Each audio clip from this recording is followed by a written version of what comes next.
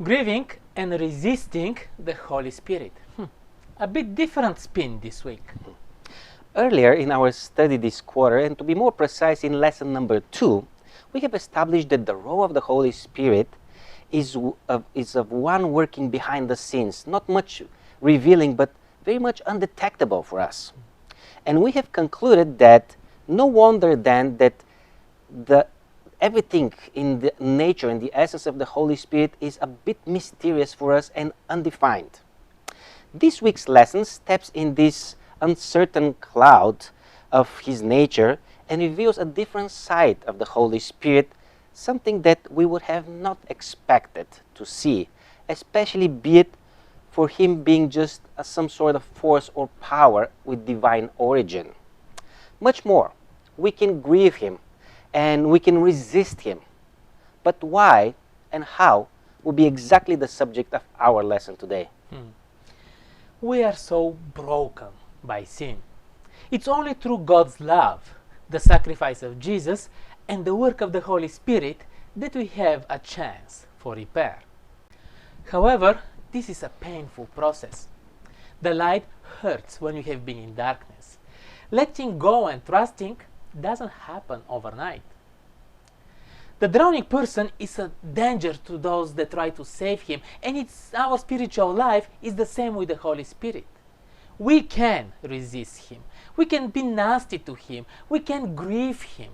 We can also try to kill Him or to quench Him, and we can blaspheme Him. This is what the lesson is about. The lesson starts with us resisting the Holy Spirit. And there is no way we can resist the Spirit if it's not for our free choice, our free will that we possess. As powerful God could be, if I wish to sin, or on the contrary, if I wish to perform good and honorable actions, nobody can take it from me. Free choice is so powerful, powerful to the grade that God is powerless.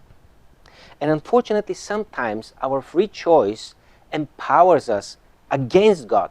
We can simply resist Him, and in this way we can trample on all the work of sanctification that He has done in us. And this is exactly what grieves the Holy Spirit, according to Paul in the book of Acts, chapter 7, verse 51. Our free will. We can't really comprehend it, but it's so beautiful and powerful. It has to be us. It has to be our decision that we want to be different, that we want this different life, these different values. But it's complicated. It's not easy to give up control. It's not easy when we have stiff necks. Our natural reaction is to resist. And God is very patient, but eventually we have to start opening up. You know, it's so sad. We read about the Pharisees and the Sadducees, the priests in Jesus' time, and we think, how can they be so blind? How can they be so stiff-necked and so resisting to the Holy Spirit? But we can't say how much we are slaves to our own philosophies and to our own understandings. Let's not argue so much with the Holy Spirit or about Him, but let Him work in us. In this lesson we have put ourselves to the task to answer the question, what is it to grieve the Holy Spirit, and how do we grieve the Holy Spirit? And as a start, probably it's appropriate to ask ourselves first, when do I grieve, and when am I grieved? The answer for me is very simple. Whenever I lose something. I lose something that is more than just a material benefit or material profit. It could be when I have lost somebody like a parent or a sibling or a friend I had a great relationship with. Or it might be when I have lost a great opportunity in life that I worked so hard for it. I put my effort and my creativity. I have also invested my time, my emotions, my heart, my whole me, and then it hurts when I lose it. I feel the loss. It's an emotional and it's a spiritual, sometimes physical pain or even numbness. Ephesians chapter 4 describes a list of character attributes that we have to be on the watch for, because we might lose our newborn spiritual state and turn back and go where we came from. And this negligence will hurt God. It will grieve the Holy Spirit who has invested in us His all. When you love someone, what can hurt you? Yes, you'll be hurt if the other side is nasty, but it will also hurt a lot if they just don't care. You are working so hard, giving your all, dedicating everything to him or her, and the other side just goes and does its own thing. It's not engaged. We can grieve the Holy Spirit. The lesson makes one more interesting, worth noticing point, and it says that we live the life of God in the context of one another, meaning that we would not experience heaven here on earth if it was not for the people around us that share the same beliefs. Meaning also, how we relate to each other in church is a true reflection of the work of the Holy Spirit in us, and that He could grieve over our ignorance or our rejection of His appeals. He experiences it personally. Building the church community is His doing for the sanctification and the salvation of everyone who's added to the church. Do not grieve the Holy Spirit, says Paul in Ephesians chapter 4, verse 30, 31, 32. Do not grieve the Holy Spirit with whom you were sealed.